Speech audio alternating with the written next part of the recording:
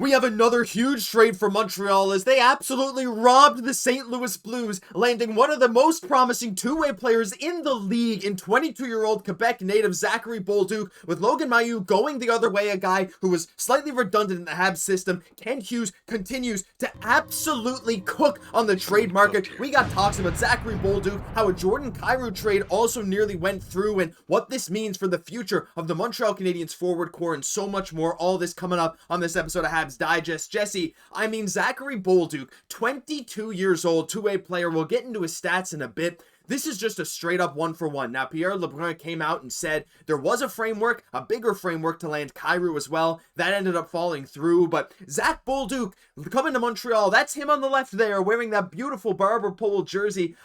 Just looking at Montreal's 25 and under core and looking at Bolduc's stats, I am absolutely thrilled with this trade. Is it the 2C we wanted? No, because he plays mostly wing, but this dude has such insane potential. Even Blues fans are so upset that they lost out on this guy.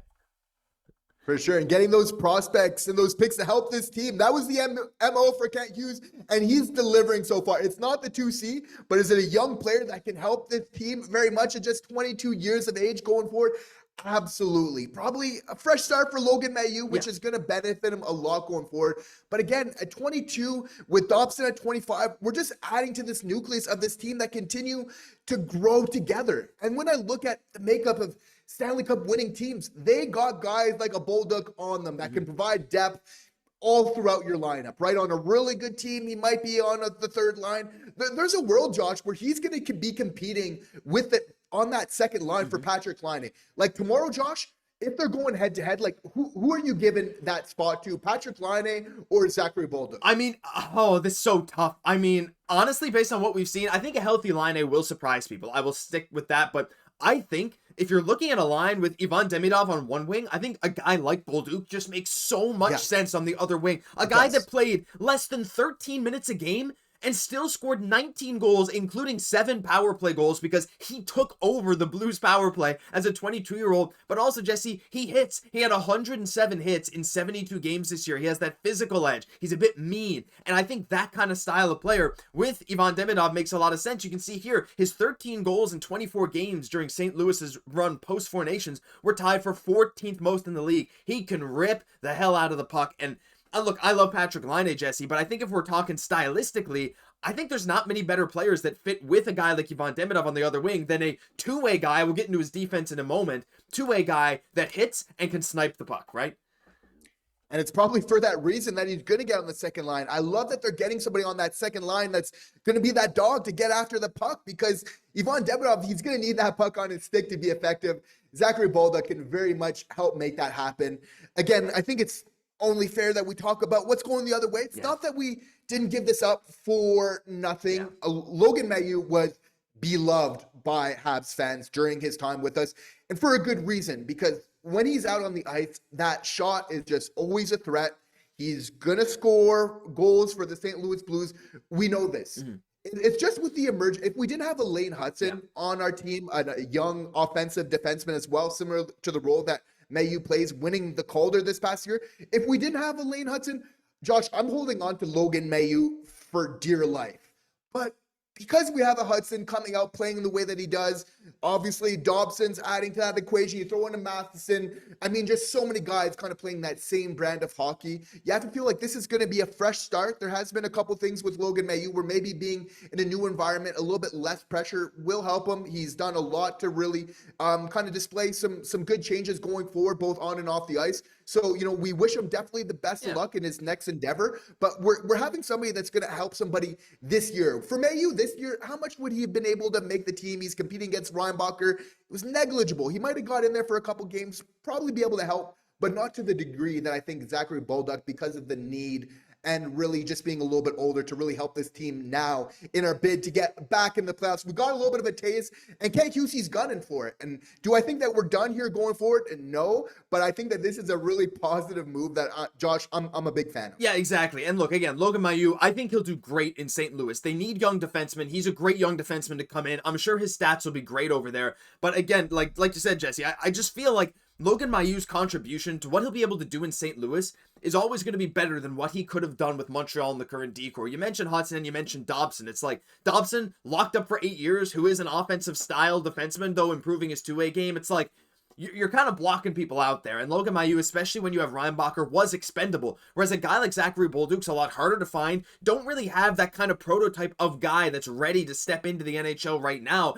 And again, I just want to point it out again, 19 goals, 7 power play goals. This guy took over their power play. It's like, it's just a flip. Teams, they swap what they need with each other. But again, even Blues fans are not thrilled that Bolduc is the guy that's going out here. Just imagine if this was a Kyrou trade. But there is one aspect of Bolduc that we haven't even mentioned yet, Jesse, and that's the defense. Now, this comes from Evolving Hockey and Hockey Stat Cards.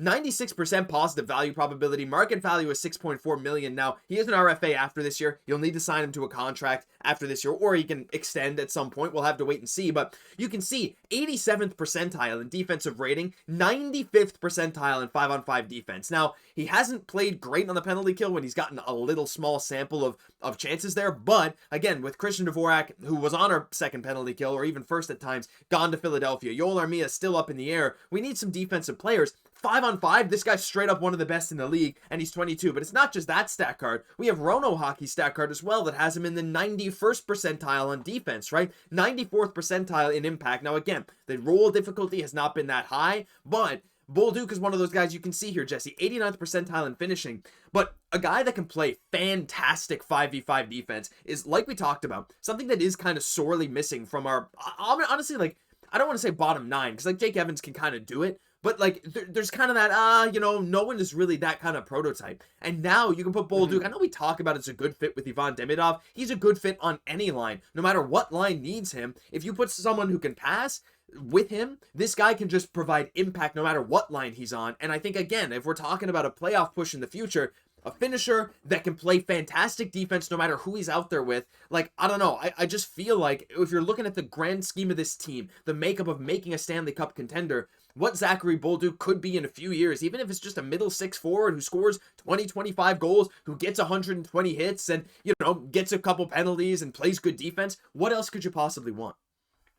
And you have to feel like he has the potential to even be a 30-goal scorer. If at this young of age, right? Like he's already getting around the 20s, that obviously he's going to be able to hit the 30 as he's coming to his own. So there's a world where he's getting around the same goal scoring totals as a Jordan Kyrou, except it's playing a much more complete game, which is, for me, I think we're talking about like Stanley Cup contenders, winners.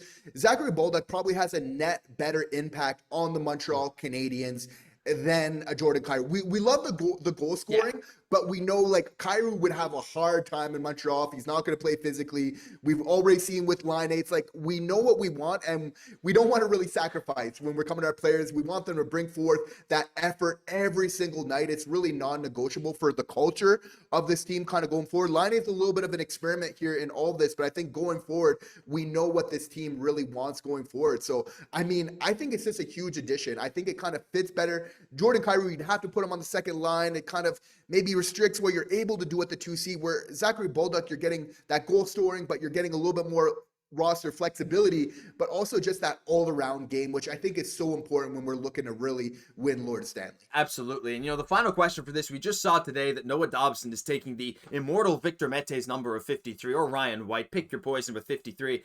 Bolduc wore 76. I got a funny feeling he's not going to wear that in Montreal, but hey, we'll have to see what he does. I don't know if PK will want to give that to him or not, but we'll have to wait and see. Regardless, it's fun. We got 12-year native Zachary Bolduc, a complete game player. Best of luck to Logan Mailloux. Best of luck to Cayden Primeau. Best of luck to Christian Dvorak. All these guys that are going to new teams. But Jesse, Ken Hughes continues to cook, and I don't think we're done just yet. But hey, that'll do it for this episode of Habs Digest. If you enjoyed, leave a like, comment, subscribe to the channel. We got a lot more videos just like this coming out when any kind of news drops. So make sure you stay tuned. I'm Josh Gosse, my co-host, Jesse Poirier. We'll catch you in the next one.